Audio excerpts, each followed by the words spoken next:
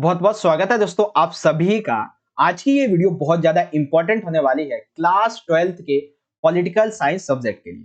Basically बच्चों इस video में हम बात करेंगे आपकी सेकंड बुक स्वतंत्र भारत में राजनीति, इसके चैप्टर नंबर 6 के बारे में, जिसका न्यू सिलेबस के अकॉर्डिंग जो नाम है चैप्टर का वो है लोकतांत्रिक पुनरुत्थान। ठीक है, तो इस पूरे ही चैप्टर को एक ही वीडियो में, एक ही लेक्चर में, एक ही बार में बहुत अच्छे तरीके से हम यहाँ पे समझेंगे, यानी कि वन चैप्टर वन वीडियो। ठीक है, ये पूरा का पूरा जो आपका वीडियो सेशन है, लाइव सेशन है, ये लेक्चर है, वो अराउंड आपका 1 घंटे का या 50 मिनट का बनेगा।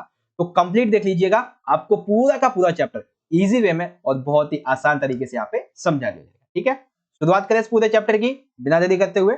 चलिए शुरू करते हैं। तो सबसे पहले थोड़ा सा यहाँ पे हम एक थीम तैयार कर लेते हैं अपने इस चैप्टर का। तो याद कीजिए कि मान लेते हैं कि आप एक इमरजेंसी में हो, आप आपातकाल में हो, तो ये जो आपका पूरा का पूरा चैप्टर है उस आपातकाल की छवि पर ही आधारित है। क्या भाई? कि आपातकाल आखिर भारतीय देश में क्यों लगाया गया था, जिसे इतिहास में भारत के लिए काला समय भी कहा जाता है। क्यों लगाया गया था, क्या कारण थे आपातकाल के कि एक प्रधानमंत्री को, फॉर एग्जांपल इंदिरा गांधी जी ने लगाया था, तो इंदिरा गांधी जी को ऐसे क्या क्या कारण दिखाई दिए कि आपातकाल लगा देते हैं। लगा दिया उन्होंने भाई आपातकाल। कब लगाया? 1975 में। ठीक, उसके बाद दूसरा ये है, चलो इंदिरा गांधी जी ने आपातकाल लगा दिया, कोई बात नहीं, लेकिन हाँ, अब आपातकाल के बाद में क्या हुआ था, भारत देश में क्या हुआ, नेताओं के साथ, लोगों के साथ, शहरों में, गांवों में, प्रेस के साथ में क्या क्या घटनाएं हुई, इन सभी को समझेंगे। और तीसरा ये कि चलो आपातकाल क्यों लगाया गया ये भी पता चल गया, और क्या क्या हुआ आपातकाल के दौरान ये भी पता चल गया। अब इस इमरजेंसी के बाद में देश की अर्थव्यवस्था कैसी हुई, जो आपातकाल खत्म हो गया उसके बाद अर्थव्यवस्था कैसी रही, ठीक है, राजनीति कैसी रही, 77 के चुनाव, 80 के चुनाव, ये हम डिस्कस करेंगे। ठीक है, बेसिकली जो आपातकाल था वो 25-26 जो 1975 की मध्य रात्रि को इंदिरा गांधी जी के कहने पर अनुच्छेद 352 यानी कि आंतरिक गड़बड़ी के आधार पे उस समय के जो तत्कालीन राष्ट्रपति थे, जिनका नाम था फखरुद्दीन अली अहमद, इन्होंने आपातकाल की घोषणा कर दी। और 26 जून 1975 को सुबह भारत पूरा का पूरा बंद पड़ गया था, क्योंकि आपातकाल लग चुका।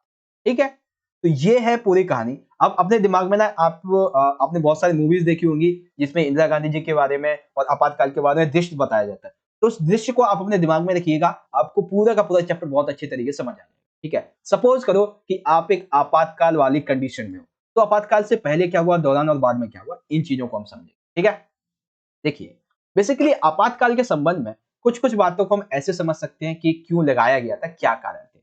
तो इसमें आप सबसे पहले ये जानेंगे कि क्या इसके आर्थिक कारण थे, ठीक है, और कैसे इसके जो सामाजिक कारण थे, यानी कि जो आंदोलन वगैरह हुए थे। तीसरे में आप नक्सलवादी आंदोलन, चौथे में जो इलाहाबाद कोर्ट का फैसला था उसके बारे में बात आ जाएगी, इंदिरा गांधी जी के ऊपर जो केस हुआ था, ठीक है, चुनाव के लेके, वो बातें आ जाएंगी। ठीक है, चलिए देखते हैं भाई। तो सबसे पहले हम यहाँ पे ये देखेंगे कि आप सभी को पता है 1971 में जब चुनाव हुए थे, तो जितना जो ग्रैंड अलायंस था इनकी महाजोट, वो तो हार गई थी। इंदिरा गांधी जी को 1971 के चुनाव में काफी अच्छा खासा बहुमत मिला था। क्यों मिला था? केवल एक ही कारण था इसका, गरीबी हटाओ के नारे की वजह से। ठीक है, इसकी वजह से, क्योंकि ग्रैंड अलायंस के पास कोई नारा नहीं था, कोई सक्षम कार्यक्रम नहीं था। ठीक है, और वो हार गई थी, सिंपल सा ये बात थी, है ना। और जो भी दूसरी पार्टी थी वो भी हार गई थी। लेकिन इंदिरा गांधी जी को केवल इस नारे की वजह से काफी समर्थन मिला, लेकिन ये जो नारा था वो उतना ज्यादा काम का रहा नहीं, उसने कुछ उतना ज्यादा गरीब लोगों के लिए कार्य कर नहीं पाया। दूसरा ये कि 1971 में जो बांग्लादेश संकट हुआ था, जब बांग्लादेश नया देश बनता है, तो भारत, वो जो आपको कहानी है वो तो पता ही होगी, है ना। तो वो जो कहानी के बाद में जब देश बनता है, नया देश बांग्लादेश, तो उसके बाद में लगभग 80 लाख बांग्लादेशी भारत में घुसपैठ कराते। देखो, भारत ने मदद की पश्चिमी पाकिस्तान से पूर्वी पाकिस्तान को अलग कराने के लिए, नया देश बनाने के लिए, और फिर भी जो पूर्वी पाकिस्तान के लोग थे, यानी कि वर्तमान के बांग्लादेशी लोग, वो भारत में ही पलायन कराए, लगभग 80 लाख लोग। इससे क्या हुआ? भारत की सामाजिक, सांस्कृतिक, आर्थिक और राजनीतिक हर तरीके से अर्थव्यवस्था को नुकसान हुआ। तीसरा ये कि 1971 के युद्ध की वजह से, 1965 के युद्ध की वजह से अमेरिका ने भारत का साथ देना बंद कर दिया, यानी कि सहायता देनी बंद कर दी। ठीक है, चौथा कारण महंगाई बढ़ना, अर्थात तकरीबन ऐसा हुआ कुछ कि 1973 में क्या हुआ कि जितने अरब देश वगैरह थे तेल व्यापार वाले, उनके बीच में आपस में युद्ध छिड़ गया। तो इसकी वजह से क्या हुआ कि जो महंगाई थी तेल के प्रति, वो ज्यादा बढ़ गई। जो 23% थी 1973 में, वो 1974 में 30 हो गई, यानी कि 7% जो महंगाई थी वो और तेजी से बढ़ गई थी। ठीक है, अब जब ये तेल पे महंगाई बढ़ेगी तो सिंपल सी बात है, महंगाई बढ़ने के साथ में क्या होगा कि जो भी औद्योगिक विकास होंगे इनकी दर रुक जाएगी, बहुत कम हो जाएगी। अब जब औद्योग विकास नहीं करेंगे तो चाहे शहर हो चाहे ग्रामीण लोग हो, यहाँ पे बेरोजगारी बहुत ज्यादा बढ़ने लगी, यानी कि लोगों को जो रोजगार थे भी वो भी खत्म होने लगे, और जो पहले से बेरोजगार बेरोजगार थे वो तो हैं। ठीक है, और सबसे बड़ा धक्का भारत को तब लगा जब 1972 में मानसून की असफलता, बहुत बड़ा कारण है कि मानसून असफल हो गया। मतलब क्या है सर जी? इसका मतलब सिंपल सा ये कि भारत में क्या है, जो कृषि 75% से प्लस भी मानसून पर आधारित है। अगर मानसून अच्छा हुआ तो फसल अच्छी होगी, अर्थात नहीं तो फसल जो है वो बर्बाद हो जाएगी। ठीक है, तो यही देखा गया, मानसून अच्छे से हुआ नहीं तो कृषि की पैदावार में गिरावट आई और खाद्यान्न संकट जो था वो बढ़ने लगा। अब इस खाद्यान्न संकट को इससे उभरने के लिए सरकार ने बहुत सारे कदम उठाए, हरित क्रांति वगैरह, नहीं हरित क्रांति तो पहले ही आ गई थी, 1967 में ही आ गई थी। बेसिकली उन्होंने क्या किया, सरकार ने अपने खर्चे को कम करने के लिए जितने भी सरकारी कर्मचारी वगैरह थे इनका वेतन रोक दिया। ठीक है, इसलिए वो जो रेल हड़ताल हुई थी 1974 की, वो इसी वजह से हुई थी। सरकारी कर्मचारी जो थे रेलवे के, उनके वेतन वगैरह को रोकने के लिए हुई थी। ठीक है, और भी एक दो कारण थे वो आपको आगे बताऊंगा। तो ये है इसके आर्थिक कारण। ठीक है, क्या क्या है इजीली समझ गए। गरीब हटाओ का नारा कोई ज्यादा काम नहीं किया, बांग्लादेशियों से घुसपैठ हुई, अमेरिका ने सहायता देना बंद कर दी, महंगाई बढ़ने लगी, बेरोजगारी बढ़ने लगी, मानसून असफल हो गया, सरकारी कर्मचारियों का वेतन रुक गया। ये आर्थिक कारण थे। अब ये जब पूरी की पूरी घटनाएं हो रही थी तो देश में जनता का, पार्टियों का, बड़े बड़े लोगों का, नेताओं का गुस्सा भड़क रहा था कि आखिर हमारी सरकार क्या कर रही है, इनसे निपटने के लिए क्या करेगी। ठीक है, फिर यहाँ पे जब ये सब कुछ आर्थिक कारण हो ही रही थी, तब यहाँ पे आ जाते कुछ सामाजिक कारण। अब इन सामाजिक कारण में दो आपको आंदोलन याद रखने हैं, जिसमें से सबसे पहला आंदोलन है बच्चों गुजरात आंदोलन। ठीक है, और एक दूसरा आंदोलन है बिहार आंदोलन। ठीक है, आपसे पूछा जा सकता है कि आपातकाल में बताइए गुजरात और बिहार आंदोलन की क्या विशेषता है। ठीक है, तो बेसिकली गुजरात आंदोलन चलता है जनवरी 1974 में। आपको, आप ये जो गुजरात और बिहार आंदोलन है, इससे आप एक एज ए स्टूडेंट ले सकते हो। कैसे? देखो, बेसिकली चाहे गुजरात की बात कर लेते हैं चाहे बिहार की बात कर लेते हैं, यहाँ के सभी छात्रों ने क्या किया, कैंटीन के खाने, यानी कैंटीन का जो उनका जो खाना होता है, उनका जो सहायक सामग्री होती है, पढ़ने की सामग्री, उनकी फीस, अन्य जितनी भी शिक्षण सामग्रियां होती हैं, इन पर सरकार ने क्या किया, टैक्स बढ़ा दिया और ज्यादा पैसे बढ़ा दिए। साथ ही इसको लेके जितने भी नागरिक थे, जितने भी स्टूडेंट थे, वो लोग बहुत ज्यादा गुस्सा हो गए, और स्टूडेंट ने ये भी देखा कि नौकरियों में बहुत ज्यादा भ्रष्टाचार फैल गया। ठीक है, क्योंकि अगर पोस्ट निकलती है, मान लेते किसी पद के लिए 100, तो उसमें से 50-60 पोस्ट तो जितने भी राजनीतिक नेता होते हैं वही पहले गिरफ्त कर लेते हैं, और कुछ रिश्वत करने वाले, जो मेहनत करने वाले होते हैं, कई लाखों में एक दो पहुंच पाते हैं। तो इसीलिए क्या हुआ कि इन छात्रों ने सरकार के खिलाफ आंदोलन छेड़ने का फैसला लिया, और जब यह फैसला लिया तो गुजरात में इस आंदोलन का नेतृत्व किया मोरारजी देसाई ने। ठीक है, क्योंकि देखो कोई भी बालक जो है, कोई भी स्टूडेंट है, वो चाहे कितना भी पॉलिटिकल का आप चाहे एक कॉलेज में हो, ठीक है, कॉलेज में कोई भी कितना पॉलिटिकल लीडर बन जाए, लेकिन जब उसे कंट्री के संबंध में बात करनी होगी ना, तो उतना ज्यादा सहायक नहीं हो पाता है जितने की पर्टिकुलर जो पहले प्रधानमंत्री रह चुका है वो है। तो मोरारजी देसाई ऑलरेडी प्रधानमंत्री रह चुके थे, तो वही थे ये। ठीक है, उन्होंने नेतृत्व किया इसका। आंदोलन ने विकराल रूप ले लिया तो गुजरात में राष्ट्रपति शासन। ठीक है, देखो क्या खेल खेला यहाँ पे इंदिरा गांधी जी की सरकार ने। ये देखा कि आंदोलन तेजी से बढ़ रहा है, तो क्या किया, यहाँ पे राष्ट्रपति शासन ही लगा दिया। किसी प्रधानमंत्री का कुछ नहीं होगा, सेंट्रल गवर्नमेंट का यहाँ पे काम होगा बेसिकली। ठीक है, तो राष्ट्रपति शासन लगाया, लेकिन फिर भी विपक्षी दल और जितने कांग्रेस ओ, आप सभी को पता है कांग्रेस जो थी वो दो पार्ट में टूट गई थी। एक कांग्रेस ओ थी, ठीक है, कांग्रेस ओ जो थी वो इंदिरा गांधी जी की थी, सॉरी, कांग्रेस ओ जो है वो पुरानी बेसिकली सिंडिकेट वाली थी। ये जो ओ है सिंडिकेट की थी, और जो आर थी रिक्विजिशन, ये किसकी थी, ये बेसिकली कांग्रेस की, इंदिरा गांधी जी वाली कांग्रेस थी। ठीक है, तो ये कांग्रेस ओ और जितने विपक्षी दल थे, इनके नेता मोरारजी देसाई, इन्होंने कहा कि अगर राज्य में विधानसभा के पुनः नए सिरे से चुनाव नहीं करवाए तो वो एक अनिश्चित भूख हड़ताल पे बैठ जाएंगे। ठीक है, तो सरकार को इस बात पे झुकना पड़ा, और 1975 की जून में विधानसभा के चुनाव हुए और कांग्रेस इस चुनाव में हार गई। ठीक है, ये बेसिकली क्या है, यहां तक आपको याद रखना है कि ये जो कहानी है यहां तक। ठीक है, ये इतना याद रखना है, ये 3 पॉइंट इन्होंने आपातकाल में बहुत ज्यादा बेसिकली अपनी भूमिका निभाई थी इन 3 पॉइंट में। ठीक है, अब जब ये याद कर लिए, अब ठीक इन्हीं मांगों को लेके, ये जो मांगे रही हैं, इन्हीं मांगों को सेम लेके बिहार में भी आंदोलन छेड़ा गया। बस सिर्फ फर्क कितना है कि यहाँ पे आंदोलन का नेतृत्व किसने किया था, मोरारजी देसाई ने, और ये जनवरी में शुरू हुआ था। लेकिन ये जो है वो मार्च में शुरू हुआ था और इसका नेतृत्व किया था जयप्रकाश नारायण ने। लेकिन जयप्रकाश नारायण ने एक शर्त रखी स्टूडेंट के सामने, देखो आंदोलन का नेतृत्व तो मैं करूंगा, लेकिन मेरी एक शर्त है। क्या? पहली शर्त ये कि आंदोलन जो है वो पूर्ण रूप से अहिंसात्मक हो गया, और दूसरी ये कि ये केवल बिहार तक ही सीमित नहीं रहेगा, बल्कि ये पूरे देश में फैलेगा। ठीक है, तो ये राष्ट्रव्यापी हो गया। जयप्रकाश नारायण ने बिहार की कांग्रेस सरकार को बर्खास्त करने की मांग की।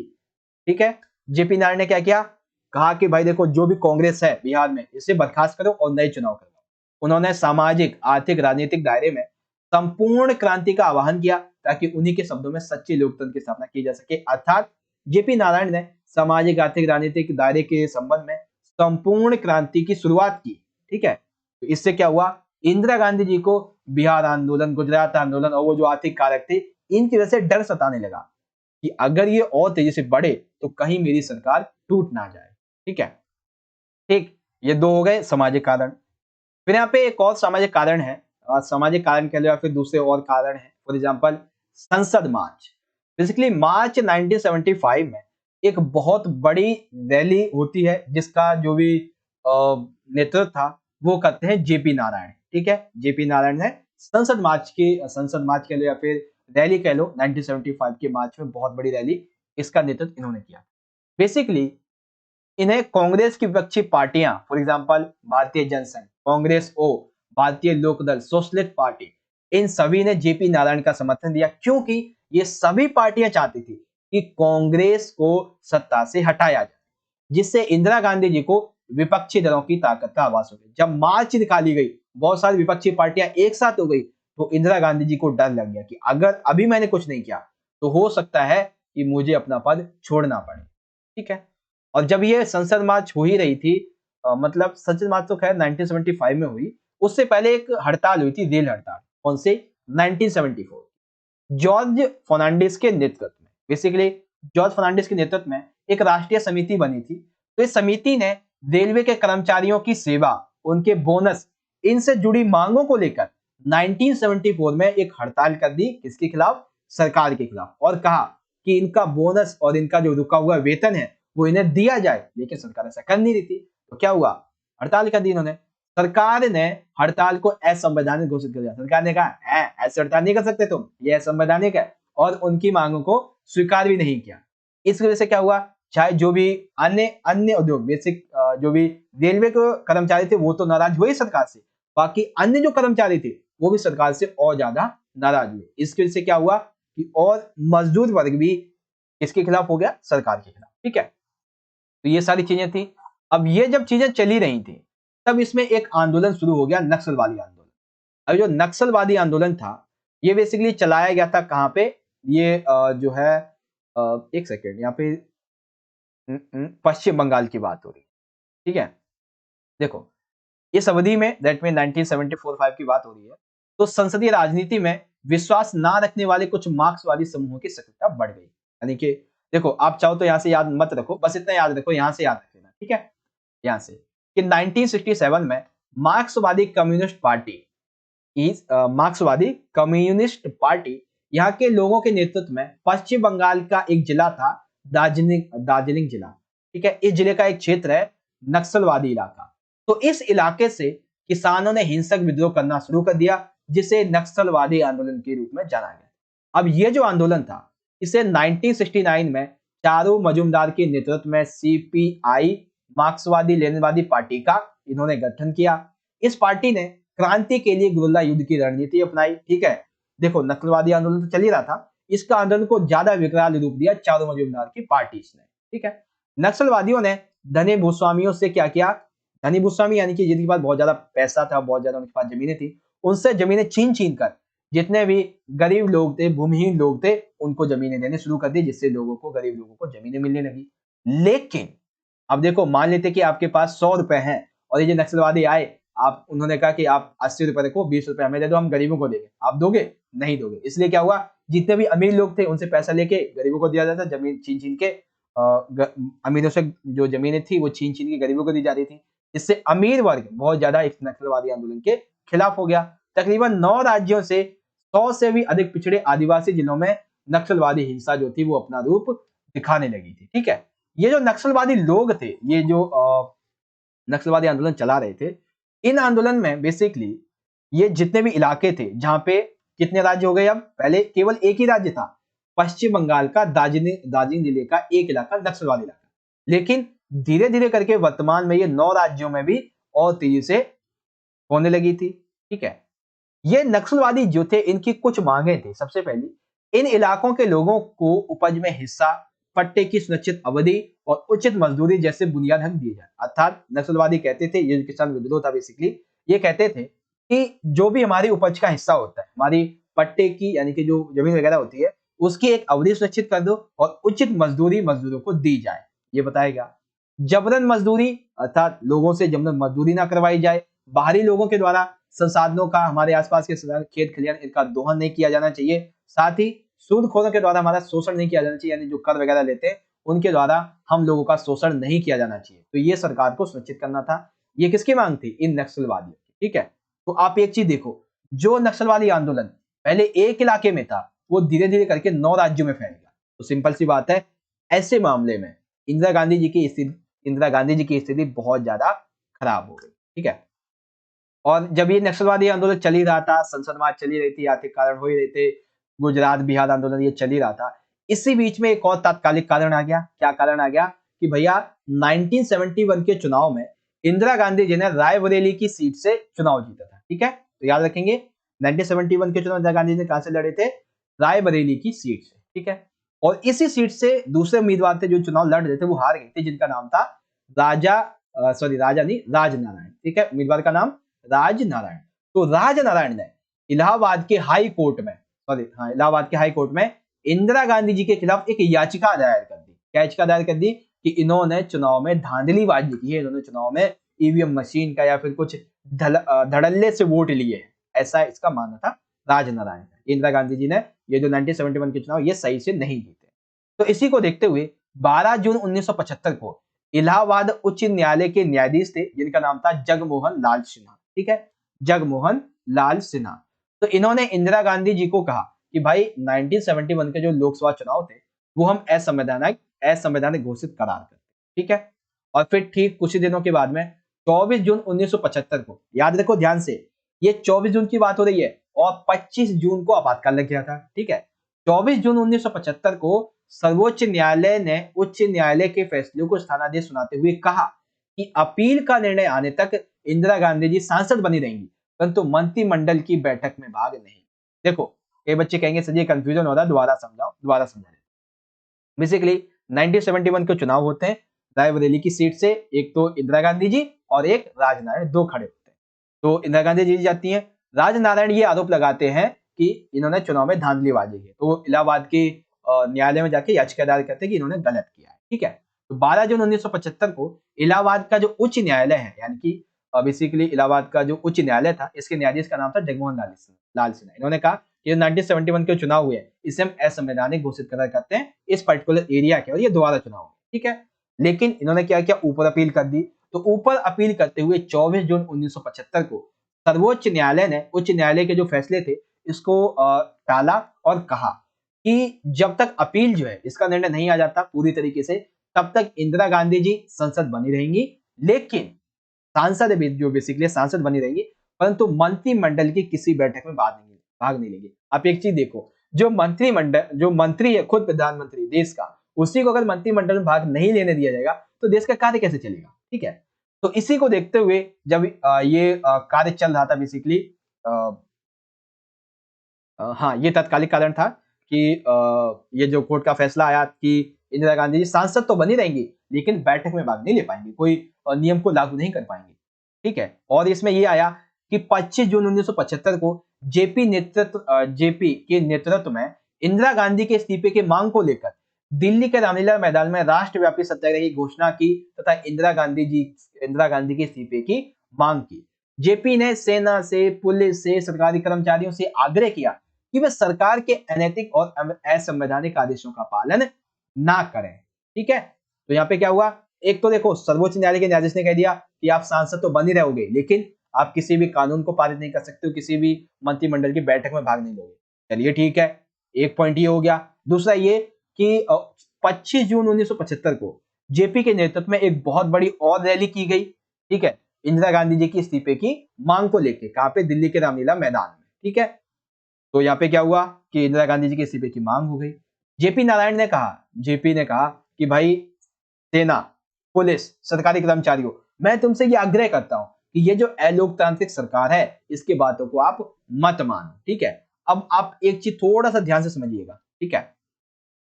किसी देश का प्रधानमंत्री है, ठीक है, उस प्रधानमंत्री के देश में, इंदिरा गांधी जी के देश में, भारत देश में आर्थिक कारण चल रहे हैं, गुजरात बिहार आंदोलन चल रहे हैं, संसद मार्च निकाली जा रही है, रेल हड़तालें हो रही हैं, ठीक है, नक्सलवादी आंदोलन चल रहे हैं, ठीक है, उनके मंत्रिमंडल के पद पर ही, ठीक है, प्रधानमंत्री के पद पर ही सवाल उठाए जा रहे हैं, असंवैधानिक घोषित करार किया जा रहा है और एक बहुत बड़ी रैली निकाली जा रही है, ठीक है।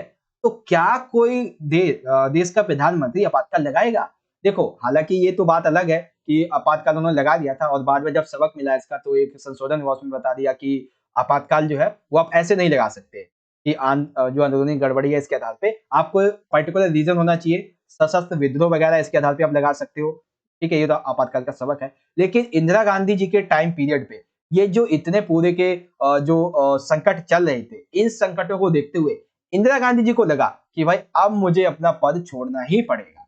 जब इंदिरा गांधी जी को इस डर का एहसास हुआ तो उन्होंने कॉल किया, ठीक है, 25 जून 1975 को, आप ये कह सकते हो कि 25 और 26 जून 1975 की मध्य रात्रि को, ठीक है, यानी कि अराउंड रात के टाइम पे इंदिरा गांधी जी ने कोई लिखित में नहीं दिया कि आपातकाल लगाना है, बल्कि कॉल किया किसको, तत्कालीन राष्ट्रपति फखरुद्दीन अली अहमद को। इनसे कहा आपातकाल लगा दीजिए, ठीक है। कैसे लगाएंगे भाई? तो अनुच्छेद 352 के तहत कि अंदरूनी गड़बड़ी है, इसके आधार पर आपातकाल लगा दीजिए। लगा दिया भाई आपातकाल और फाइनली 1975 में 25 जून के रात के टाइम पे आपातकाल लगा दिया, ठीक है। जितने कारण थे आपातकाल लगाने के वो आपको समझा दिए।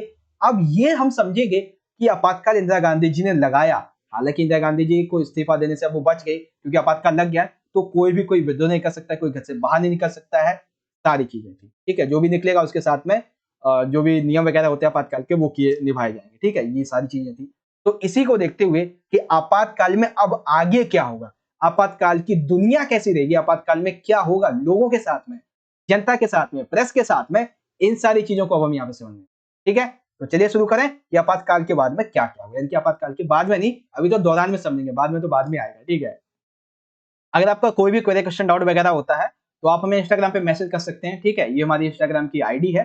और अगर आपको वीडियो अच्छी लग रही है, अभी तक जो मैंने आपातकाल के बारे में जो बताया वो आपको समझ में आ रहा हो, तो वीडियो को लाइक करें, ज्यादा से ज्यादा अपने दोस्तों के साथ शेयर करें। कोई भी डाउट हो तो इंस्टाग्राम पे मैसेज कर लीजिए और टेलीग्राम ग्रुप को सभी बच्चे जरूर ज्वाइन, ठीक है बच्चों। शुरुआत करें, चलिए अगला टॉपिक आ जाता है हमारा आपातकाल के दौरान क्या क्या, ठीक है। तो देखो, आपातकाल के दौरान टोटल हम इसे 4 पार्ट में डिवाइड कर सकते हैं, ठीक है। सबसे पहला पार्ट कि जनता के साथ में, प्रेस के साथ में, देखो प्रेस के साथ में क्या हुआ, जनता के साथ में क्या हुआ और लोगों के साथ में क्या हुआ, आर्थिक स्तर पर क्या प्रभाव पड़ा, इन सारी की चीज, ठीक है। तो बात करते हैं पॉइंट नंबर 1 की। पहला पॉइंट है जनसंचार अभिव्यक्ति की स्वतंत्रता का सिंचन, जनसंचार अभिव्यक्ति की स्वतंत्रता यानी कि प्रेस की बात हो रही है। तो जब 25 जून की मध्य रात्रि को आपातकाल लगाया गया तो ठीक आपातकाल लगाते ही रातों रात जितने भी अखबार वगैरह होते थे, अखबार दफ्तर, उन सभी की बिजली काट दी गई। क्यों काट दी गई भाई? क्योंकि अखबार रोज सुबह सुबह सनसनीखेज खबरों को फैला देते हैं तुरंत।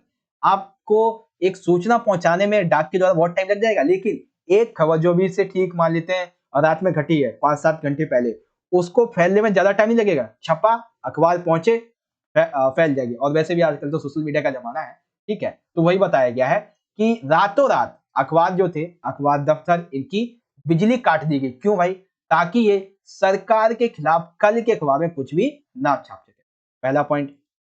दूसरा ये कि अखबारों ने एक तो बिजली काट दी, सॉरी, अखबार दफ्तर जो थे उनकी बिजली काट दी और इन पे सेंसरशिप भी लगा दी। अब कई बच्चे कहेंगे सर सेंसरशिप क्या है? तो सेंसरशिप का मतलब ये है कि किसी भी व्यक्ति को, किसी भी बेसिकली हम यहाँ पे किसकी बात करें, अखबार की, तो किसी भी अखबार को या किसी भी प्रेस को यदि सरकार के बारे में कुछ भी छापना है तो सबसे पहले उसे सरकार से अनुमति लेनी होगी। और आप एक चीज देखना कि आप किसी व्यक्ति से पूछने जाओगे, क्या मैं आपके बारे में गलत लिख सकता हूँ, आपके बारे में गलत लोगों को बता सकता हूँ? कोई नहीं कहेगा आपसे, ठीक है। तो सेंसरशिप का मतलब यही था कि कोई भी सरकार के खिलाफ कुछ छाप ही नहीं सकता। अब इसी संबंध में कई पत्र पत्रिकाएं ऐसी थी जिसने इसका विरोध किया, जैसे कि इंडियन एक्सप्रेस हो गया, स्टेट्समैन हो गया। ऐसे अखबार और पत्र पत्रिकाओं ने प्रेस पर लगी सेंसरशिप का विरोध करना शुरू किया। ठीक है, विरोध कैसे किया गया भाई? तो विरोध करने के लिए ऐसे समाचार जो इसका विरोध करना चाहते थे सरकार का, वो क्या करते थे, एक एरिया छोड़ देते थे किसी अखबार पे। मान लेते हैं ये अखबार है आपका, ठीक है, इस अखबार में टोटली ये 3 पेज है, फॉर एग्जांपल 3 पेज है। तो इस 3 पेज के इस भाग पर जो खाली स्थान छोड़ा गया है ना, वहां पे ये दर्शाता है कि भाई यहाँ पे सरकार के खिलाफ उनके जो जो कार्य चल रहे हैं अभी वर्तमान में, उसके खिलाफ कुछ छापा जाना था, जिससे लोगों को पता चल जाता है कि हाँ भाई इन्होंने विरोध करने की कुछ कोशिश की है। ठीक है, तो पहला क्या हो गया कि जो अखबार वगैरह थे इनके साथ में। दूसरा ये है कि धार्मिक संस्थाओं पर प्रतिबंध। धार्मिक संस्थाओं पर कैसा प्रतिबंध था भाई?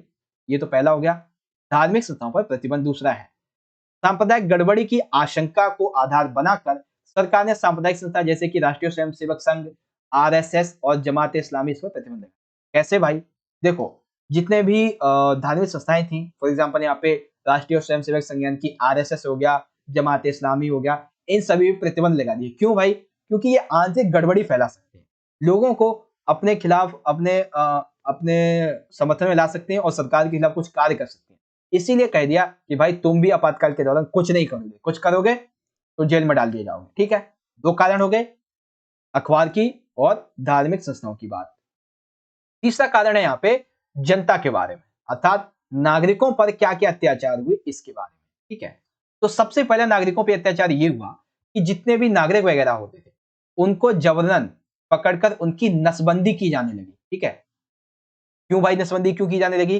ताकि लोग जो है वो जनसंख्या को और ज्यादा ना बढ़ा सके, ताकि जनसंख्या नियंत्रण रहे। ठीक है, आपातकाल लगाए तो सभी लोग घर में ही होंगे। ठीक है, तो इसलिए क्या किया, लोगों जबरन पकड़ के, फॉर एग्जाम्पल जो भी झुग्गी झोपड़ी वगैरह में रहते थे, खास करके उनको पकड़ के जबरदस्ती उनकी नसबंदी की जाती ताकि ये जनसंख्या पर नियंत्रण रख सकें। दूसरा ये कि ये जो झुग्गी झोपड़ी वाले लोग थे, गरीब लोग थे, गांव के लोग थे, शहर में भी गरीब लोग होते हैं, तो इन लोगों से ये कहा गया, देखो हम ना आपके लिए एक बहुत अच्छी सी स्मार्ट सिटी बनाएंगे, लेकिन इसके लिए हमें ये झोपड़ी हटानी पड़ेगी यहाँ से। तो उनकी झुग्गी झोपड़ी को तो हटा दिया, लेकिन कुछ भी वहां पे बनाया नहीं गया। दूसरा, ये अत्याचार हुआ उनके साथ में, उनसे आवाज छीन ली गई। तीसरा, ये मीसा का गलत उपयोग किया। बेसिकली मीसा की फुल फॉर्म होती है maintenance of internal security act, maintenance of internal security act. ठीक है, ये बेसिकली सिक्योरिटी का एक एक्ट होता है। मीसा का गलत उपयोग है, कैसे? इसके तहत केवल और केवल शक के आधार पे, शक, अच्छा शक हो रहा है कि कुछ तो कुछ गलत करने वाला है, अच्छा ठीक है चलो गिरफ्तार करो, गिरफ्तार कर लिया और 10 लाख लोगों को जेल में डाल दिया। किस आधार पे? केवल और केवल शक के आधार पे। तो मीसा का गलत उपयोग किया गया यहाँ पे। ठीक है, और सबसे बड़ी बात कि इस दौरान हमारे भारतीय संविधान में दिया गया जीवन जीने का अधिकार, अनुच्छेद नंबर 21, इसको भी छीन लिया गया कि किसी को जीवन जीने का अधिकार नहीं। ऐसा नहीं कि सबको मरना होगा, नहीं, मतलब जैसे जीवन जीने के अधिकार में शामिल होता है कि कोई भी कुछ ही बोल सकता है, बाहर आ जा सकता है, घूम सकता है, इसमें यह स्वतंत्रता शामिल है, लेकिन आपातकाल के दौरान इनको छीन लिया गया था। ठीक है, और तकरीबन ये भी देखा गया कि 1 लाख लोग, जब ये 10 लाख लोग गिरफ्तार किए गए तो इसमें से तकरीबन 1 लाख लोगों की पुलिस हिरासत में मौत हो गई। क्योंकि उस समय अगर नॉर्मली क्या होता है, किसी व्यक्ति को गिरफ्तार किया जाए 24 घंटे के अंदर उसे मजिस्ट्रेट या फिर उच्च न्यायालय या फिर न्यायालय में ले जाना पड़ता है, लेकिन उस समय ऐसा कुछ नहीं था, जब तक मर्जी होगा तब तक रखेंगे, और मृत्यु भी हो जाती थी कई बार तो। ठीक है, साथ ही यहाँ पे एक कन्नड़ लेखक थे जिनका नाम था शिवराम कारंत। ठीक है, क्या नाम था? कन्नड़ लेखक शिवराम कारंत। और हिंदी के लेखक थे फणीश्वर नाथ रेणु। इन्होंने क्या किया, आपातकाल का विरोध करने के लिए प्रत्यक्ष रूप से नहीं बल्कि अप्रत्यक्ष रूप से अपनी जो पदवियां थी, लेखक की पदवियां, इनको लौटा दिया कि कहा हमें ये पदवी नहीं चाहिए, जाओ ले जाओ, हमें ये पदवी नहीं चाहिए, हमें स्वतंत्रता चाहिए। ठीक है, हमें ये आपातकाल नहीं चाहिए, हमें ये पदवी नहीं चाहिए। तो इस तरीके से नागरिकों पर क्या क्या अत्याचार हुए, ठीक है, नसबंदी की गई और झुग्गी झोपड़ियों को गिरा दिया गया स्मार्ट सिटी के नाम पर। मीसा का गलत उपयोग किया गया, तकरीबन 10 लाख लोगों को गिरफ्तार कर लिया गया। अनुच्छेद 21 जीवन जीने के अधिकार को भी छीन लिया गया, तकरीबन 1 लाख लोगों को पुलिस हिरासत में उनकी मृत्यु हो गई थी। कई हिंदी लेखकों ने अपनी पदवी लौटा दी आपातकाल के विरोध करने में। ठीक है, तो ये नागरिकों पर हुए अत्याचार हो गए यहाँ पे। ठीक है, अब जो है वो आएंगे नेताओं के संबंध में क्या क्या ज्यादतियां हुई, अर्थात नेताओं के संबंध में क्या क्या हुआ उनके साथ में, ये समझिए। तो जैसे ही आपातकाल लगाया गया, देखते ही देखते सरकार के द्वारा रातों रात निवारक नजरबंदी का मतलब कि केवल और केवल शक के आधार पर किसी को भी गिरफ्तार किया जा सकता है और तकरीबन 3 महीने तक उसे रखा जा सकता है बिना किसी बेल वगैरह के। ठीक है, उसे पेश भी नहीं करना होता है, इसे निवारक नजरबंदी कहते हैं। ठीक है, तो रातों रात निवारक नजरबंदी के तहत बहुत बड़े बड़े नेताओं को केवल और केवल शक के आधार पर गिरफ्तार कर लिया गया, जैसे कि मोरारजी देसाई, जेपी नारायण, ऐसे बहुत बड़े बड़े नेताओं को गिरफ्तार कर लिया गया। ठीक है, यहाँ पे बड़े बड़े नेता जो थे इनके फोनों को टैप किया जाने लगा। टैप यानी कि बेसिकली सुना जाने लगा कि ये लोग क्या बात कर रहे हैं, कहीं ये हमारे लिए इंदिरा गांधी के खिलाफ या फिर आपातकाल के खिलाफ में, आपातकाल के संबंध में कोई कदम तो उठाने नहीं वाले। इसलिए हर एक नेता के, हर एक बड़े बड़े नेता के जो फोन थे और जो भी आंदोलनकारी हुआ करते थे उनके फोनों को टैप किया जाने लगा, सुना जाने लगा कि अगला कदम इनका क्या होने वाला है। ठीक, और तीसरा है कि वे राजनीतिक कार्यकर्ता जो कि इस निवारक नजरबंदी यानी शक के आधार पर गिरफ्तारी के रूप में बच गए, जो बच निकले इस गिरफ्तारी से, भूमिगत हो गए। भूमिगत मतलब कि जो छुप गए, उन्होंने क्या किया, सरकार के खिलाफ, आपातकाल के खिलाफ में कुछ मुहिम जारी रखी। ठीक है, अब यहाँ पे आपातकाल के दौरान अच्छी बात एक ये हुई कि 42वां संविधान संशोधन हुआ 1976 में। इसमें ये किया, इंदिरा गांधी जी ने ये संशोधन करवाया और कहा कि यहाँ पे हम बहुत सारे परिवर्तन करते हैं, जैसे चाहे प्रधानमंत्री हो, चाहे राष्ट्रपति हो, चाहे उपराष्ट्रपति हो, इनके पद के निर्वाचन को अदालत में चुनौती नहीं दी जाएगी। ठीक है, इंदिरा गांधी जी ने ऐसा क्यों किया? क्योंकि वो जो रायबरेली वाला किस्सा था कि इलाहाबाद के हाईकोर्ट में उनके पद के लिए ही, चुनाव के पद के लिए ही उनको बेसिकली केस कर दिया गया था। तो इंदिरा गांधी जी ने कहा ना ना ना ना ना, अगली बार से ऐसा नहीं होगा, हम अभी से ही चेंज कर देते। और दूसरा ये कि विधायिका का कार्यकाल यानी कि प्रधानमंत्री, सांसद का जो कार्यकाल है वो नॉर्मली 5 वर्ष का होता है, तो अब हम इसे 6 साल का करेंगे ताकि हम और ज्यादा राज कर सके। ठीक है, तो ये कहानी कुछ इंदिरा गांधी जी ने अपने टाइम पे की थी जब आपातकाल लगा हुआ था। ठीक है, तो ये कुछ था आपातकाल के दौरान हुआ। ओके, तो आई होप आपको समझ में आ गया होगा आपातकाल के दौरान क्या क्या हुआ। एक बार सारी चीजें आप दोबारा समझ लो। सबसे पहले अखबारों के साथ में क्या हुआ, बिजली काटी गई, सेंसरशिप लगा दी गई, विरोध कैसे किया जाए। धार्मिक संस्थाओं पर प्रतिबंध लगा दिया, जैसे कि राष्ट्रीय स्वयंसेवक संघ हो गया, आरएसएस, जमात इस्लामी, इन सभी। दूसरा आप लिखेंगे कि नागरिकों पर क्या क्या अत्याचार हुए, नसबंदी की गई उनकी, ताकि जनसंख्या नियंत्रण रह सके। झुग्गी झोपड़ियों को जला दिया गया और उनसे कहा कि हम यहाँ पे स्मार्ट सिटी बनाएंगे, लेकिन ऐसा कुछ हुआ नहीं। ठीक है, और मीसा का गलत उपयोग हुआ, तकरीबन 10 लाख लोगों को गिरफ्तार किया गया, जिसमें से 1 लाख लोगों की मृत्यु हो गई। अनुच्छेद 21 को छीन लिया गया, जीवन जीने का अधिकार छीन लिया गया था। ठीक है, कई लेखकों ने इसका विरोध करने के लिए क्या किया कि अपनी पदवी को ही लौटा दिया। ठीक है, और नेताओं के संबंध में निवारक नजरबंदी के तहत उनको गिरफ्तार कर लिया गया। मोरारजी देसाई, जेपी नारायण, ऐसे बहुत बड़े बड़े नेताओं को गिरफ्तार कर लिया गया। नेताओं के फोन टैप किए जाने लगे ताकि समझ में आ सके अगला कदम इनका क्या होगा, क्या ये कदम उठाने वाले हैं सरकार के खिलाफ में। ठीक है, और जो बच गए थे उन्होंने क्या किया, सरकार के खिलाफ मुहिम जारी रखी कि हम छेड़ेंगे आंदोलन, हम छेड़ेंगे, ऐसी मुहिम जारी रखी। फिर 42वां संविधान संशोधन किया और ये कह दिया कि चाहे प्रधानमंत्री और राष्ट्रपति, उपराष्ट्रपति हो, इनके निर्वाचन पद पर कोई भी सवाल नहीं उठाएगा, केस नहीं करेगा। ठीक है, और कार्यकाल विधायिका का 5 से 6 साल बढ़ा दिया गया। तो ये सारी की सारी कहानी थी। ठीक है, और देखो जब आर्थिक कार्य की अगर हम बात करें, मतलब आर्थिक तौर पर क्या हुआ, तो सिंपल सी बात है, सारे के सारे उद्योग बंद हो गए। ठीक है, रोजगार खत्म हो गया और जो भी व्यापार वगैरह होता था वो भी खत्म हो गया। तो ये सारी चीजें आप कर सकते। ठीक है, महंगाई तो बढ़ेगी। ओके, तो ये है आपातकाल की पूरी प्रक्रिया। ठीक है बच्चों, ये आपको समझ में आ गया आपातकाल के बारे में। अब जब आपातकाल ये चल रहा था, तो आपातकाल के संबंध में आपसे क्वेश्चन पूछा जाएगा कि आप बताओ भाई आपातकाल के पक्ष और विपक्ष में अपने तर्क दीजिए। ठीक है, दैट मीन्स आपको समझाना है कि आपातकाल सही है और सही नहीं भी है, इसके बारे में आपको बताना। तो पहले मैं आपको समझाता हूं आपातकाल सही क्यों था। ये सही क्यों था किसका कहना है, इंदिरा गांधी जी का, और सही क्यों नहीं था ये किसका कहना है, उसके विपक्षी दलों का।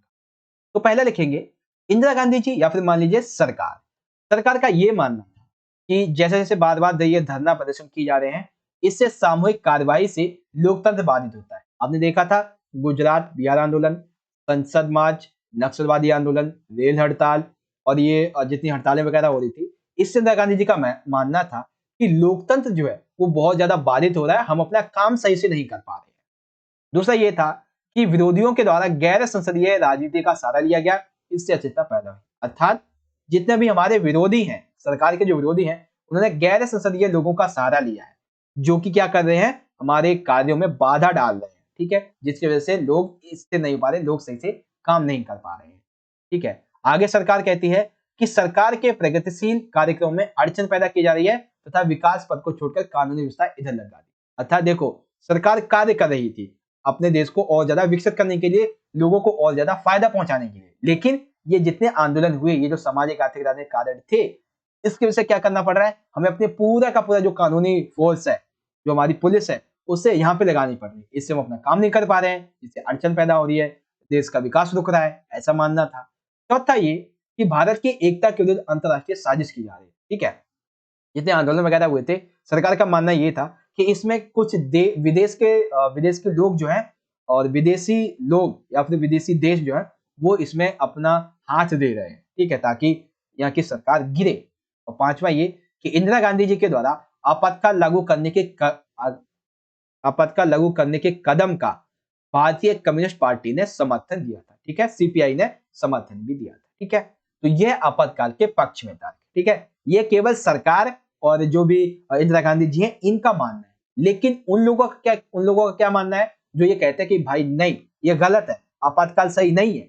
वो क्या कहते हैं, उनका कहना भी देखिए क्या है। उनका कहना ये है कि चाहे लोकतंत्र हो, चाहे बेसिकली हम लोकतंत्र में रहते हैं। ठीक है, तो लोकतंत्र में सरकार का विरोध करने का अधिकार होता है जनता के पास, तो जनता तो सरकार का विरोध करेगी। आप आपातकाल कैसे लगा सकते हो, हम तो विरोध करेंगे आपका, आप हमें अच्छा नहीं लग रहा, आप कोई भी कार्य करें, हम तो विरोध करेंगे। ठीक है, उसके बाद दूसरा कि विरोध जो था, विरोध आंदोलन ज्यादातर समय अहिंसक और शांतिपूर्ण रहता था। ठीक है, विपक्षी क्या कहते हैं कि जो भी हमने विरोध किया आपका, ठीक है, वो हमने ऐसा नहीं कि कहीं तोड़फोड़ की दी, बहुत सारे लोगों को मार दिया, पुलिस को मार दिया, इधर उधर मार दिया, मारकाट की, ऐसा नहीं। हम अहिंसात्मक रूप से नहीं, बस नारेबाजी की और शांतिपूर्ण तरीके से हमने अपना धरना प्रदर्शन किया, अपनी बात आप तक पहुंचाने के लिए। आपने क्यों लगाया आपातकाल। ठीक है, तीसरा कि गृह मंत्रालय ने उस समय कानूनी व्यवस्था की चिंता जाहिर नहीं की। देखो, गृह मंत्रालय का काम होता है कि हर एक राज्य स्तर पर ये जो आंदोलन वगैरह होते हैं, इनको शांत करें। लेकिन जब ये आपातकाल लगाया गया, तो गृह मंत्रालय कहाँ था गृह मंत्रालय, जिसने ये नहीं देखा कि ये सब कुछ हो रहा है और आपातकाल क्यों लगाया जा रहा है, ऐसा इनका मानना है।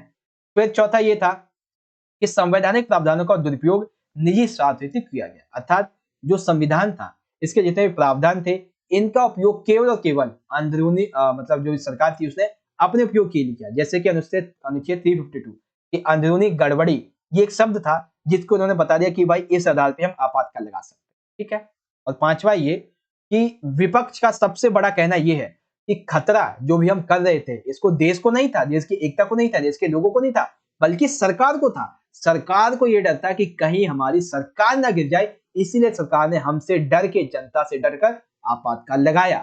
ठीक है, तो ये आपातकाल का पक्ष है जो कि इंदिरा गांधी जी और सरकार का मानना था। जो विपक्ष है वो अभी अभी मैंने आपको बता दिया। ठीक है, तो आपको समझ में आ गया इंदिरा आपातकाल पे बहस, यानी कि पक्ष और विपक्ष की पूरी कहानी। ठीक है बच्चों, आई होप आपको आपातकाल पे बहस के बारे में सारी चीजें समझ में आ गई होंगी। ठीक है, पक्ष क्या कहता है और विपक्ष क्या कहता है। ओके, चलिए आगे देखें। तो अब यहाँ पे हम समझेंगे आपातकाल के सबक, यानी कि आपातकाल से हम क्या क्या सीखते हैं, आपातकाल के जो दौरान हुआ, बाद जो पहले हुआ था, इससे हम क्या सीखते हैं, आपातकाल के बाद में हमें क्या क्या पता चलता है। तो सबसे पहला पॉइंट देखिए, सबसे बड़ी बात हमें यह पता चलती है कि चाहे कितनी ही बुरी स्थिति आ जाए भारत में, ठीक है, लेकिन फिर भी भारत से लोकतंत्र को आप खत्म नहीं कर सकते हो।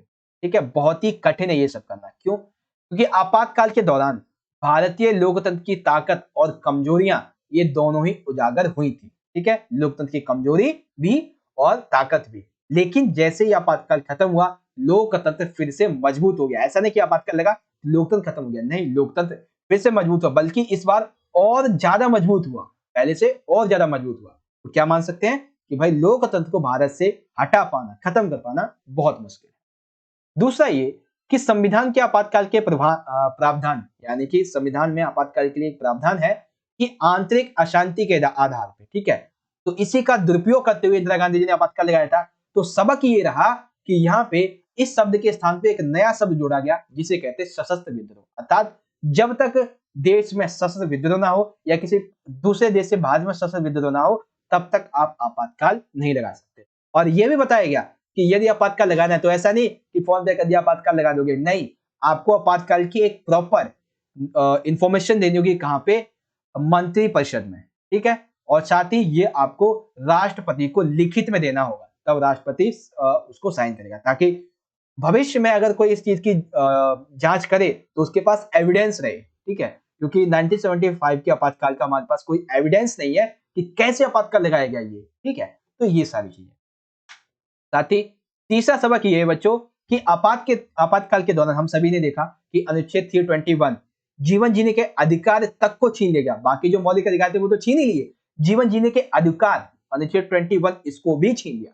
तो न्यायालय को ये लगा कि भाई आपातकाल के दौरान हम जो नागरिक हैं, हमने नागरिकों के अधिकारों की रक्षा अच्छे से नहीं कर पाए, लेकिन अब से हम ये तय करते हैं कि पहले तो ऐसी स्थिति आएगी नहीं और उसके लिए हम पहले से प्रिपेयर होकर रहेंगे और अब हम नागरिकों के मौलिक अधिकारों की अच्छे से रक्षा करेंगे। और साथ ही उन्होंने इनकी रक्षा करने के लिए बहुत सारे संगठन अस्तित्व में लेके आए जिससे नागरिकों के मौलिक अधिकारों की रक्षा की जा सके, ठीक है, क्योंकि आपातकाल के दौरान ये ऐसा नहीं कर पाए। फिर आता है चौथा कि आपातकाल में चाहे शासक दल हो यानी कि सरकार हो और पुलिस हो और प्रशासन, इसने अपना राजनीतिक औजार बनाकर इस्तेमाल किया था। दैट मीन्स बेसिकली जो शासक दल यानी कि सरकार थी, सरकार ने क्या किया, पुलिस को और प्रशासन को इसको अपने एक दल के रूप में बेसिकली कार्य करवाया इससे, ठीक है।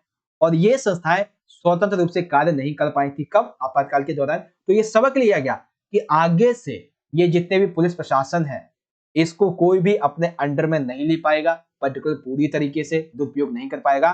तो ये कुछ सबक थे बच्चों आपातकाल के, ठीक है। तो अब अगर आपसे क्वेश्चन पूछा जाएगा आपातकाल के सबक के बारे में तो बता देंगे सबसे पहला कि भाई लोकतंत्र को आप यहां से नहीं हटा सकते। दूसरा, आंतरिक अशांति के आधार पे आप आपातकाल नहीं लगाओगे, आपातकाल लगाओगे तो सशस्त्र विद्रोह के आधार पे, और साथ ही आपको मंत्रिपरिषद और राष्ट्रपति को लिखित में देना होगा कि हम आपातकाल लगा रहे हैं। साथ ही न्यायालय ने क्या किया, मौलिक अधिकारों की रक्षा के लिए बहुत सारे संगठन बनाए, चाहे पुलिस हो और प्रशासन हो, इसका सरकार किसी भी तरह से दुरुपयोग नहीं कर सकती है, इसके भी प्रावधान किए गए थे, ठीक है। तो ये कहानी है आपातकाल के सबक की।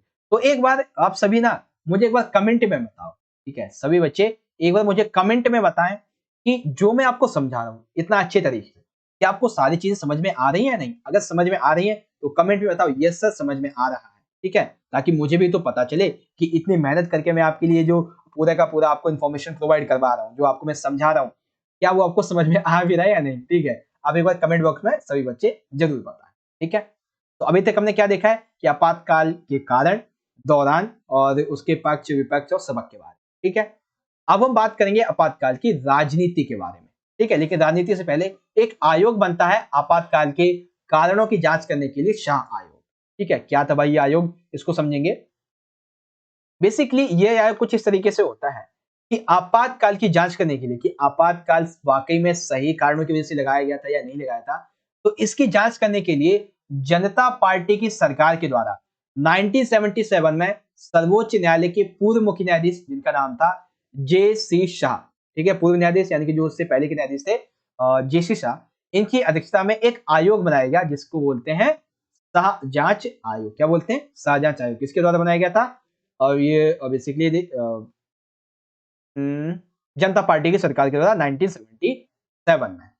अब ये जो शाह जांच आयोग था इसने कई प्रमाणिक तथ्य दिए कि ये जो आपातकाल लगाया गया इसके वाकई में क्या सही कारण थे और क्या सही नहीं कारण थे, इसके बारे में तो लिखेंगे इस तरीके से। शाह जांच आयोग कहता है अपनी रिपोर्ट में कि भाई जो आपातकाल लगाया गया था यह आपातकाल किसी राष्ट्रपति के सलाह पर, पूरी मंत्रिपरिषद के सलाह पर नहीं लगाया गया था। केवल एक ही व्यक्ति, प्रधानमंत्री ने आपातकाल लगाने की घोषणा कर दी, बस फोन किया था किसको? फखरुद्दीन अली अहमद को, भाई आपातकाल लगा दो, बस, ठीक है। दूसरा ये कहा कि आपातकाल जब लगाया गया तो उस समय समाचार पत्रों के कार्यालयों की बिजली बंद कर दी गई, उन पे सेंसरशिप लगा दी गई, ये अनुचित था, ठीक है। तो ये कहा कि भाई ये अनुचित था जो इंदिरा गांधी जी ने ऐसा किया। और तीसरा है कि प्रधानमंत्री के निर्देशन पर अनेक विपक्षी राजनीतिक नेताओं की गिरफ्तारी गैर कानूनी थी, ठीक है। अर्थात शाह जांच आयोग कहता है कि आपातकाल के दौरान ये जितने भी नेता थे, जो लोग थे, तकरीबन 10 लाख लोगों की पुलिस को 10 लाख लोगों को हिरासत में लिया गया, 1 लाख लोगों की मृत्यु हो गई, जो ज्यादतियां हुई, ये सही नहीं थी। ठीक है। चौथा, मीसा का उपयोग आप किसी देश की security, Misa maintenance of internal security act, इसका उपयोग कर रहे हो लोगों को पकड़ने के लिए, फोन टैप करने के लिए, ना ना ना ना, ये भी गलत है। और पांचवा, कुछ लोगों ने आधिकारिक पद पर ना होते हुए भी सरकारी कामकाज में हस्तक्षेप किया, यानी कि कुछ लोग ऐसे थे जो कि आधिकारिक तौर पे सरकारी पद पर नहीं थे, वो भी भाई आपातकाल में अपना योगदान दे रहे हैं सरकार के लिए, सरकार के पक्ष में, तो ये सब गलत था। तो साझा आयोग कहता है कि भाई आपातकाल किसी भी मामले में सही नहीं था। ठीक है, आपातकाल किसी भी मामले में सही नहीं था। ठीक है, तो साझा आयोग कौन था? आपातकाल के कारणों की सही जांच करने के लिए जनता पार्टी की सरकार के द्वारा 1977 में जो जेसी शाह सर्वोच्च न्यायालय के पूर्व मुख्य न्यायाधीश थे जेसी शाह, इनकी अध्यक्षता में एक आयोग नियुक्त किया गया। क्या कहा इसने कि केवल प्रधानमंत्री ने लगाया था, ठीक है, और बिजली बंद वगैरह करना, सेंसस लगाना ये गलत था, नेताओं की गिरफ्तारी गलत थी, मीसा का दुरुपयोग गलत था, और कोई भी व्यक्ति, बहुत सारे ऐसे थे जो कि बेसिकली सरकार में थे भी नहीं और वो भी आपातकाल में अपनी भूमिका निभा रहे थे, ये चीज। ठीक है, समझ गए आप सभी? तो ये कहानी थी आपातकाल के दौरान की और आपातकाल के थोड़े टाइम के बाद। ठीक है, लेकिन अब हम जिस चीज की बात करेंगे वो ये है कि भाई आपातकाल के बाद में कैसी राजनीति हुई, क्या राजनीति रही आपातकाल के बाद में, इन सारी चीजों के बारे में। ठीक है, तो आइए समझते हैं। अब एक चीज देखो कि वो सरकार जो पूरे देश से जिसके खिलाफ पूरे देश में आंदोलन किए जा रहे थे, क्या वो चुनाव में जीतेगी कभी? बिल्कुल भी नहीं जीती। जी हाँ, यहाँ पे वही हुआ। जब चुनाव होते हैं 1977 में, तो विपक्षी पार्टियों ने मिलकर जनता पार्टी का गठन किया। ठीक है, जितनी विपक्षी पार्टियां थी उन्होंने मिलकर जनता पार्टी का गठन किया।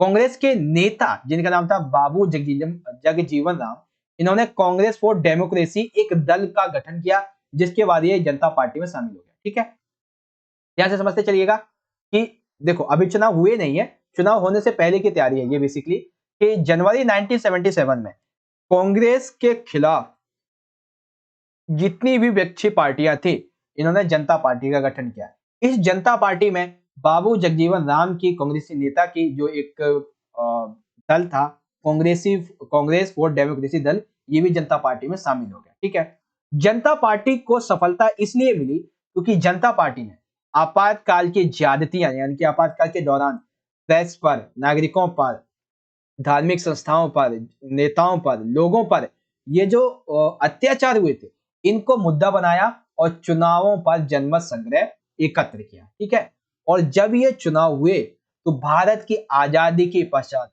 ये ऐसा समय था जिस चुनाव में कांग्रेस पूर्ण रूप से हार चुकी थी। कांग्रेस को लोकसभा में मात्र केवल और केवल 154 सीटें, यानी कि मात्र 35% वोट मिले थे। जिस कांग्रेस को कभी 350, 400, 450 वोट मिलते थे, उसे केवल और केवल आपातकाल की वजह से 154 सीटें मिली। ठीक, जनता पार्टी और उसके जो सहयोगी दल थे, उसे तकरीबन 542 में से 300 सीटें मिली और जनता पार्टी और उसके संगठन ने मिलकर सरकार बनाई। ठीक है, आपातकाल का प्रभाव बेसिकली उत्तर भारत में बहुत ही ज्यादा था, तो इसकी वजह से 1977 के चुनाव में उत्तर भारत में तो कांग्रेस को सीट ही नहीं मिली। आप ही मान लो एक आधी सीट मिली होगी, वरना तो मिली ही नहीं। हालांकि डेटा उतना ज्यादा दिया नहीं आपकी किताब में, बस इतना मान लो सीट नहीं मिली। ठीक है, जिसमें से कांग्रेस को बिहार में, उत्तर प्रदेश में, दिल्ली, हरियाणा और पंजाब, यहाँ पे इसे एक भी सीट नहीं मिली और महज एक सीट मिली कहां पे? राजस्थान और मध्य प्रदेश में। ठीक है, अराउंड 7 से 8 ऐसे राज्य थे, 8 से 9 राज्य, जिसमें इसकी सरकार बनी ही नहीं कांग्रेस की। और ऐसा क्यों हुआ? क्योंकि जनता पार्टी गठन में आ चुकी थी, कांग्रेस फॉर डेमोक्रेसी दल भी इसमें मिल चुका था, विपक्षी पार्टियां इसमें मिल चुकी थी, तो जनता पार्टी और उसके विपक्षी दलों ने मिलकर सरकार को बनाया। कांग्रेस बुरी तरह से हार चुकी और जब कांग्रेस हारी, ठीक है, लेकिन ऐसा नहीं था कि जो कांग्रेस थी वो बेसिकली पूरे भारत में हार गई। कुछ ऐसे क्षेत्र जहां पे, एक दो क्षेत्र जहां पे इसने अपनी सरकार भी बनाई। इंदिरा गांधी जी रायबरेली से, जहां से इन्होंने अपने चुनाव लड़े थे, ये वहां से हार गई। उनके पुत्र संजय गांधी, इन्होंने अमेठी से चुनाव लड़े थे, ये भी हार गए। कांग्रेस ने महाराष्ट्र, गुजरात, उड़ीसा और दक्षिण भारत, यहाँ के कई क्षेत्र थे जहां पे बेसिकली सरकार बनाई, लेकिन उत्तर भारत में इन्होंने सरकार नहीं बना पाई। ठीक है, तो ये कहानी थी आपातकाल के बाद की राजनीति के 1977 के चुनाव के बारे में। ठीक है, तो याद रखेंगे जनता पार्टी का गठन, कांग्रेस फॉर डेमोक्रेसी दल का इसी में मिल जाना और आपातकाल की ज्यादतियों को मुद्दा बना के जनमत संग्रह किया और अच्छे खासे वोट मिले। पहली बार कांग्रेस पूर्ण रूप से हार चुकी थी, केवल 154 सीटें और 35% वोट मिले थे। जनता पार्टी उसके सहयोगी दल को 542 में से 330 सीटें मिली थी। उत्तर भारत में आपातकाल का प्रभाव ज्यादा था, इसलिए वहां पे एक भी सीट नहीं मिली। राज्य जो थे वो आपको बता दिए हैं। और फिर इंदिरा गांधी जी रायबरेली से, उनके पुत्र संजय गांधी वो अमेठी से चुनाव पूरी तरीके से हार चुके। तो ये कहानी थी 1977 के चुनावों की। ओके, ये आप समझ गए इजी वे में। अब देखिए, अब ये जो जनता सरकार थी 1977 की, इसकी थोड़ी स्थिति की हम बात करते हैं कि देखो, जब एक पार्टी और कई सहयोगी संगठन शामिल थी, उस पार्टी ने ये सरकार बनाई है, तो सिंपल सी बात है ये सरकार अपना कार्यकाल 5 साल का पूरा तो कर ही नहीं पाएगी। ठीक है, तो हुआ कुछ यही कि जनता पार्टी की सरकार में एक मोरारजी देसाई ये प्रधानमंत्री बन जाते हैं। ठीक है, चौधरी चरण सिंह और बाबू जगजीवन राम ये 2 उप प्रधानमंत्री बन जाते हैं। ठीक है, अब ये जो जनता पार्टी थी, इस जनता पार्टी के पास में मतलब ये जो सरकार थी वर्तमान की 1977 की सरकार, इसके पास में कोई एक अच्छी दिशा नहीं थी कि हमें किस दिशा में कार्य करना है, हमारा अच्छे से नेतृत्व कैसे किया जाए और कोई एक साझा कार्यक्रम, साझा मतलब कि पार्टी थी और सरकार थी, तो संगठन ने मिला के सरकार बनाई थी, तो सभी मिलके कोई कार्य नहीं कर पा रहे थे।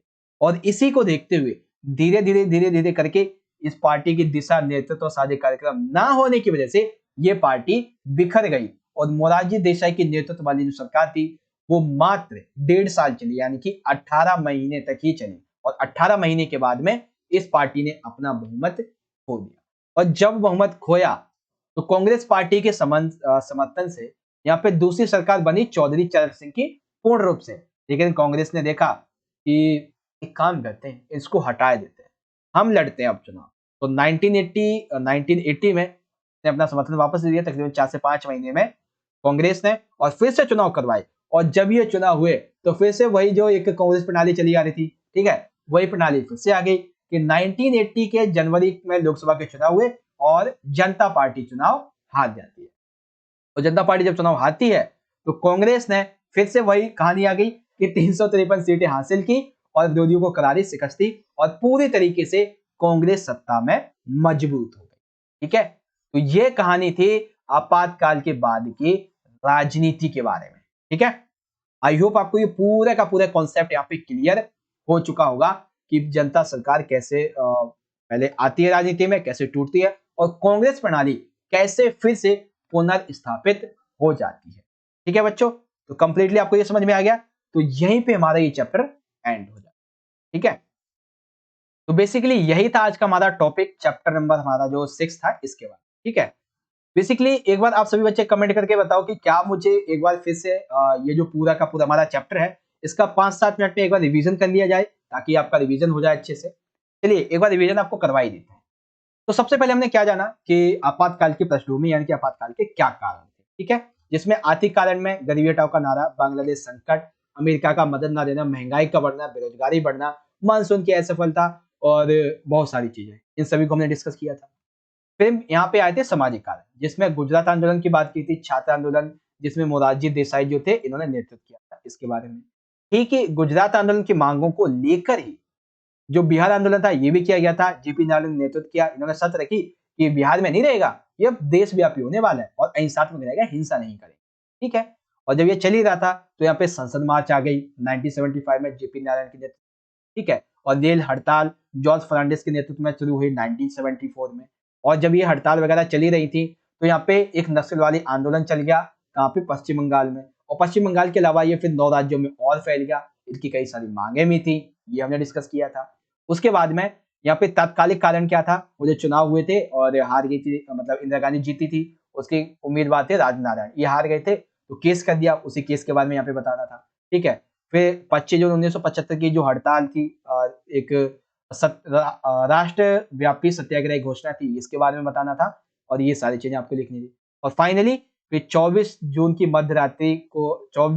1975 की मध्यरात्रि को प्रधानमंत्री के कहने पर अनुच्छेद 1952 की आंतरिक गड़बड़ी होने पर तत्कालीन राष्ट्रपति फखरुद्दीन अली अहमद ने आपातकाल की घोषणा कर दी थी, ये कहा। ठीक है, और जब हमने ये समझा था, फिर हमने ये समझ लिया कि भाई आपातकाल लग गया, उसके बाद में क्या-क्या हुआ। तो सबसे पहले अखबारों के साथ में क्या हुआ, बिजली काटी गई, सेंसस में लगा दी गई, किस-किस ने विरोध किया, कैसे विरोध किया ये हमने देखा, किस-किस धार्मिक संस्था पर प्रतिबंध लगा दिया गया, हमने ये देख लिया।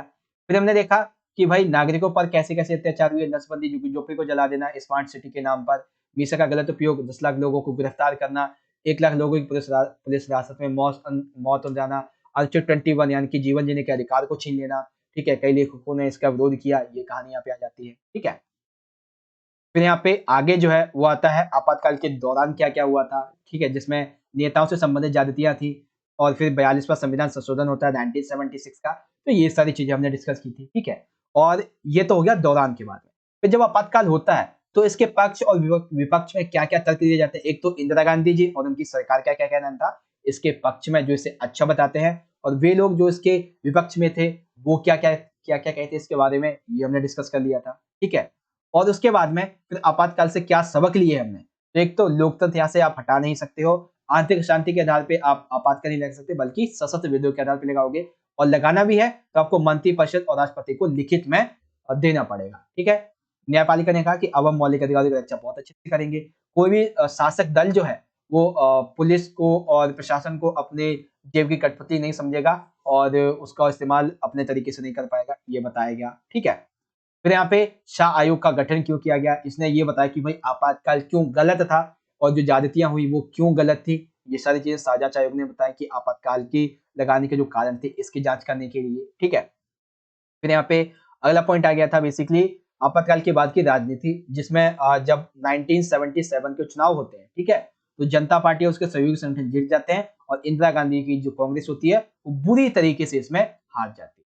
और जब ये हारती है, लेकिन यहाँ पे अच्छी बात ये होती है कि जनता सरकार जो थी वो ठीक 18 महीने के अंदर ही बेसिकली टूट जाती है और फिर से 1977 में क्या होता है कि ये जो पार्टी होती है, ठीक है, कौन सी पार्टी, जनता पार्टी की सरकार ये टूट जाती है, सॉरी 1980 में ये टूट जाती है और फिर 1980 में चुनाव होते हैं, कांग्रेस पार्टी जीत जाती है और फिर से ये वो सभी कार्य करती है जो ये पहले करती थी, कांग्रेस प्रणाली की पुनर्स्थापना हो जाती है, पुनर्स्थापना हो जाती है, ठीक है। तो आई होप बच्चों कि आपको आज का जो चैप्टर नंबर 6 था, ठीक है, लोकतांत्रिक पुनरुत्थान, ये बहुत अच्छे तरीके से समझ में आ गया होगा, ठीक है बच्चों। बच्चों इस वीडियो को अगर आपने पूरा देख लिया है तो आप रियली कमेंट करके बताना, कमेंट बॉक्स में आप सभी अपना मुझे फीडबैक जरूर दीजिएगा कि ये जो आपातकाल का आपका चैप्टर था ये आपको अच्छे से समझ में आया या नहीं, ठीक है। मैंने अपनी तरफ से 100% कोशिश की है कि आपको बहुत अच्छी तरीके से यहाँ पे समझाया जा सके, ठीक है। लॉन्ग चैप्टर है लेकिन फिर भी मैंने आपको मात्र 1 घंटे में बहुत अच्छे तरीके से समझाने की कोशिश की थी एंड आई होप आपको समझ में ही आया होगा। वीडियो आप सभी को अच्छी लगी है तो ज्यादा से ज्यादा लाइक कीजिए, अपने दोस्तों के साथ ज्यादा से ज्यादा शेयर कीजिए, ठीक है। बाकी मिलते हैं आपसे अगली वीडियो में और एक्साइटिंग वीडियो में, तब तक के लिए आप सभी पढ़ते रहिए और अपना अच्छे से ख्याल रखिएगा। धन्यवाद। जय हिंद, वंदे मातरम।